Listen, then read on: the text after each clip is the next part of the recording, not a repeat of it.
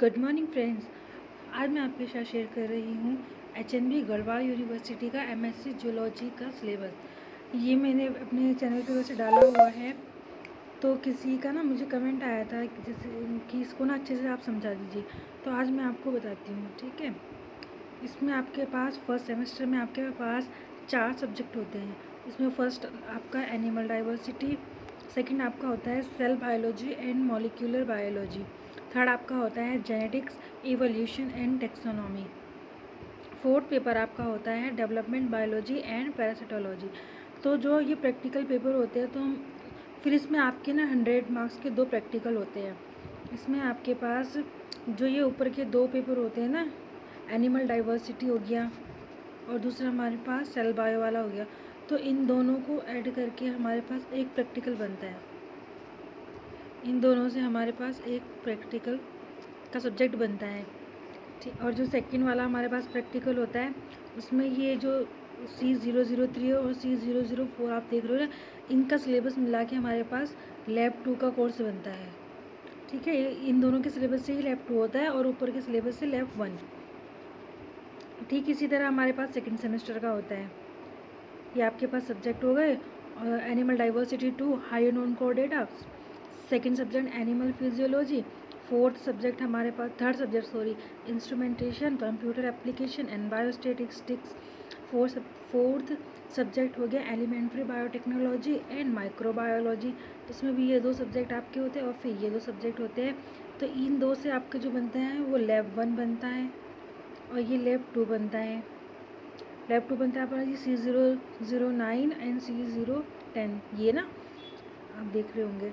तो आपके पास जो थ्योरी पेपर होते हैं, वो एक पेपर 100 मार्क्स का होता है।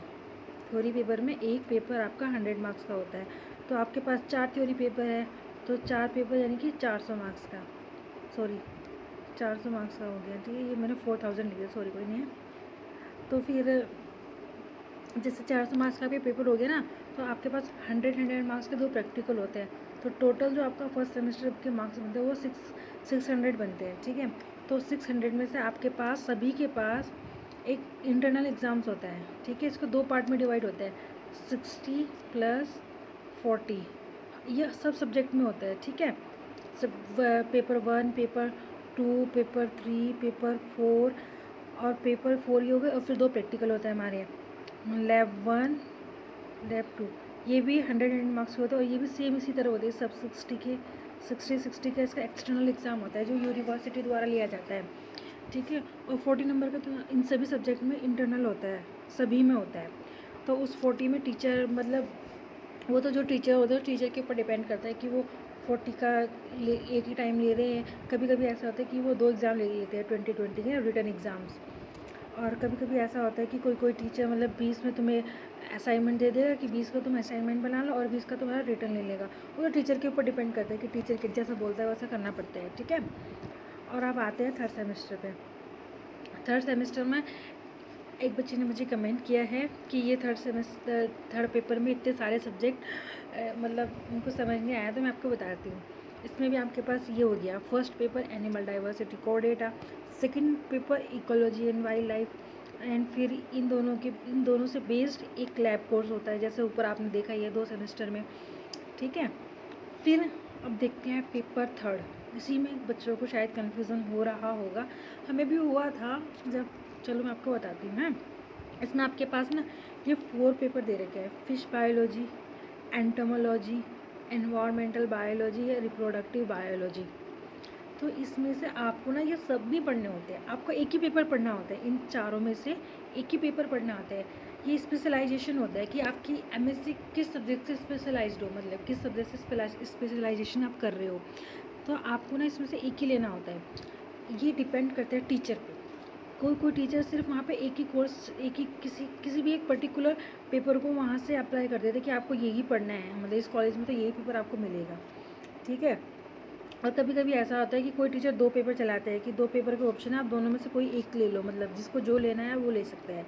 जैसे कि हमारे पास जो बैच था ना, उसमें हमारे टाइम पे जो हमारा कॉलेज था ना एचएनबी यूनिवर्सिटी, जब हमने किया था, तो उसमें हमारे 2 सब्जेक्ट, हमसे जो पहले वाला बैच था उस टाइम टीचर्स ने 3 सब्जेक्ट 3 लगा रखे थे पेपर ना। एक फ़िश का हो गया, फिर एक एंटो, फिर थर्ड हुआ उन्होंने EVL।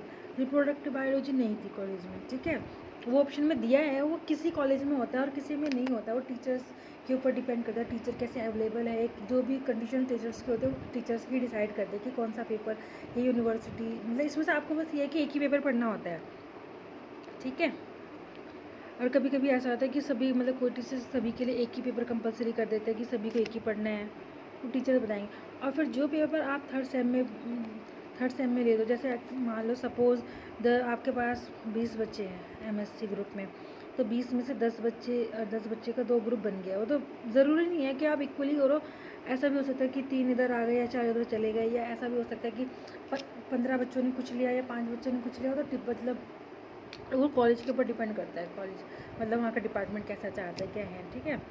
तो मान लो 10 बच्चों ने हमें एंटो ले लिया और 10 ने फ़िश ले लिया, ठीक है।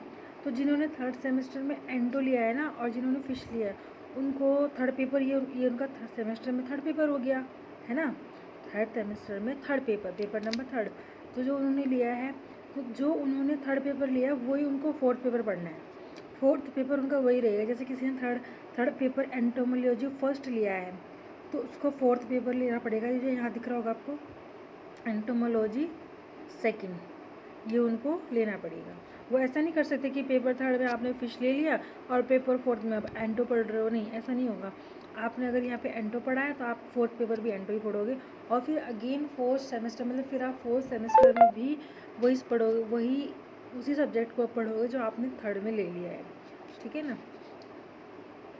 और फिर जो ये 2 आप ले लेते हैं, इन्हीं पे बेस्ड हमारा लैब कोर्स हो जाता है। लैब 2 ना, 2 प्रैक्टिकल होते हैं।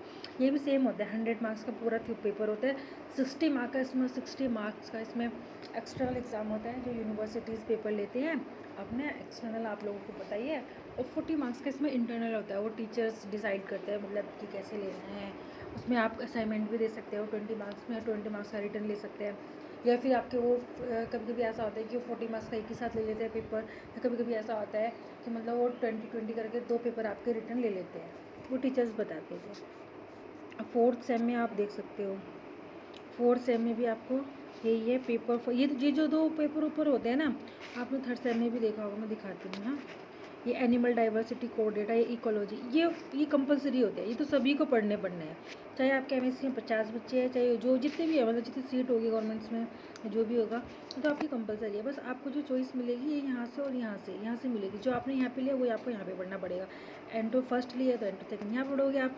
फिर इन्हीं दोनों पे बेस्ड आपका लैब कोर्स हो जाएगा यहाँ पे 2।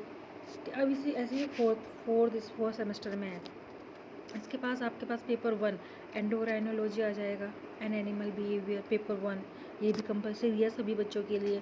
पेपर 2 आपका हो जाएगा बायोकेमिस्ट्री एंड इम्यूनोलॉजी, ये भी आपका कंपलसरी है, ये तो सभी बच्चों को पढ़ना पड़ेगा। फिर इन्हीं दोनों पे बेस आपका लैब कोर्स हो जाएगा, ठीक है।